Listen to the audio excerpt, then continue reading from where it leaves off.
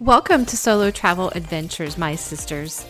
Don't let fear hold you back from traveling alone. I want you to gather your courage, listen to inspiring stories, and learn how to travel solo while safely navigating new places from this show. I'm Cheryl Esch, solo travel advocate and travel coach, and I want you to have a transformative experience when you travel solo. So pack your bags, book your flight, and check one more time for that passport. It's time to explore the world.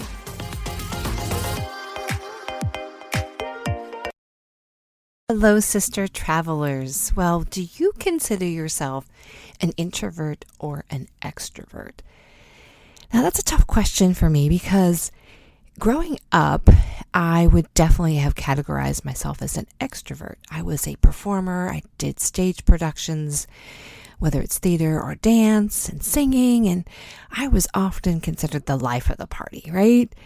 But I have found as I am getting older, I lean more towards being an introvert, or at least half and half. I know I need that time to be alone, to process, to reflect, and even more so, I've noticed I truly enjoy traveling solo. Maybe because of that, I'm not sure, but maybe that's why introverts like to travel solo. I mean, maybe that's you, but extroverts can travel solo as well. And there are many places that offer so much for each personality, whether you like to be around tons of people and, go to big cities and enjoy the nightlife, or maybe you prefer being alone out in nature.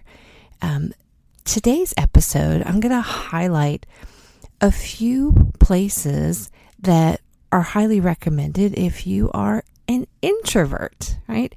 Extroverts, you got plenty of opportunities out there. You can find a big city like New York or Paris and just enjoy it, right? And feel like you are just in your element, right? Because you're surrounded by people. But maybe as an introvert, you don't care for crowds too much. So these places I'm going to mention, I have 6 that I'm going to talk about. There are many more, but these kind of stuck out to me as places that do not have crowds, and there's lots of space, so to speak, for that alone time or solo time. So let's get into it. The first one is New Zealand. Believe it or not, New Zealand has more sheep than people. So I guess if you like animals, or you like nature, there's a lot of wide open spaces in New Zealand.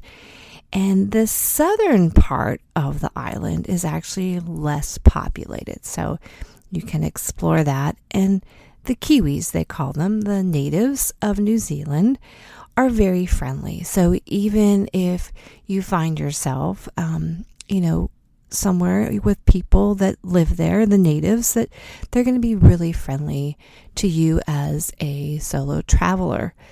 I also like the idea of New Zealand because as an American, they speak our language. They speak English, even though they have a really interesting and very enticing accent too. So New Zealand might be a place for you to go. Number 2, this is something I'm actually trying to plan to do, is the Camino. Now there's a couple different routes. Camino de Santiago is the most popular.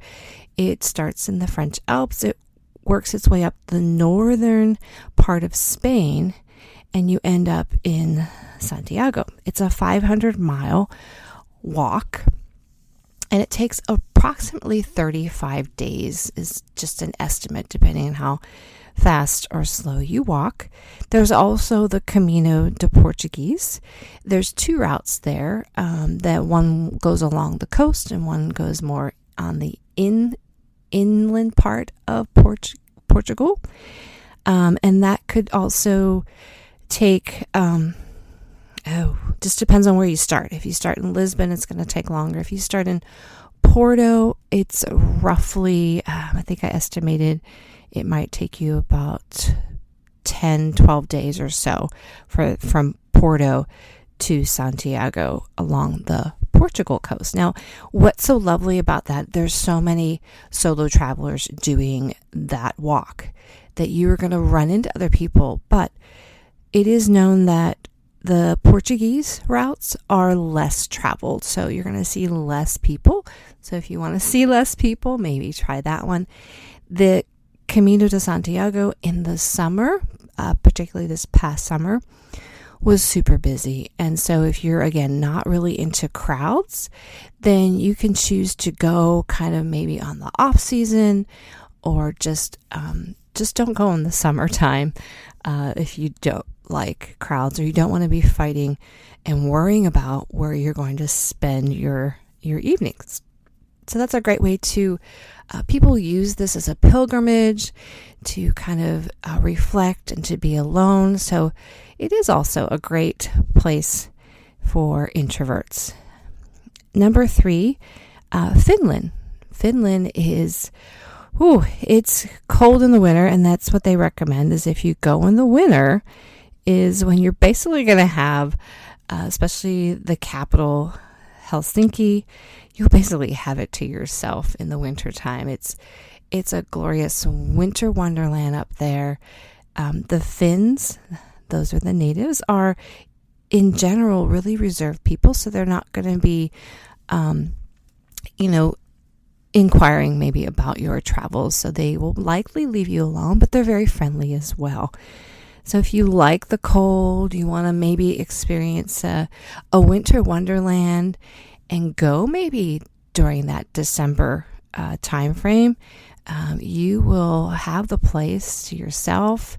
It will be very cold, so you'll have to dress warm. Number 4, Mongolia. Maybe you've never considered Mongolia, but there's some Russian over that way.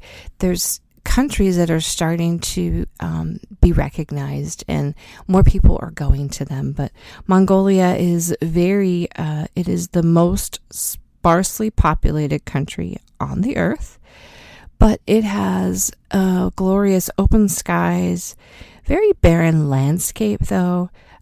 So you can, they recommend that maybe you try to stay with a host family there to get a true experience of Mongolia. So if you really want to experience a culture but you want to be away from crowds, maybe Mongolia is where you want to explore.